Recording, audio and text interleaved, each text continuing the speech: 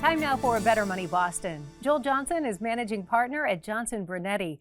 Joel, retirement planning and estate planning, one and the same, or are they different? Two very different things, and this is where people get a little confused about different things. Sometimes they'll call retirement planning estate planning, but the way to think about it is retirement planning is kind of taking care of myself, right? Am I going to have enough income in retirement?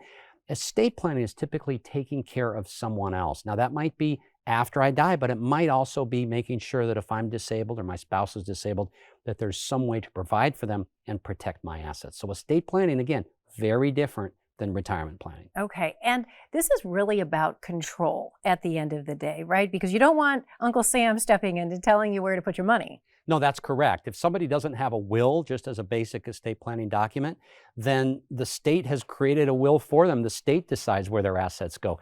It's also about control, as you mentioned. How do I want my money spent? If somebody leaves behind a lot of money to their kids or to their grandkids or to their loved ones, do you want to make sure that you have control over the way that money is spent? Yeah. What about taxes? Well, taxes are important. Nobody wants to pay more taxes than their fair share. And so proper estate planning can reduce taxes, especially here in the state of Massachusetts, where we have a very low estate tax threshold where our money is exposed to estate taxes very, very early on. Joel, I would imagine having things spelled out in an estate plan can take a little stress off the table. Yeah, it sure does, especially like Wendy and I have communicated our estate plan with our kids. It's important for them to understand what's going to happen, but also just the peace of mind that comes from knowing that our assets are going to go to where we care about.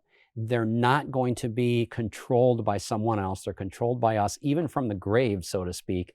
And we can make sure that our money takes on the values that we hold, whether it goes to kids, grandkids, nieces and nephews, or charity. So it's so important. The other thing it creates is it creates a barrier against legal battles. Indeed. So, we can keep lawsuits between brothers and sisters, which unfortunately in my business of financial planning, we see a lot of. So we want to avoid that. Tell us about your free book today. Well, we've got the estate planning checklist, and it's important that everybody gets a copy of this book and understands the things that they need to check off to make sure that they've got a good estate plan. All right, you can take that checklist today. Simply go to bettermoneyboston.com.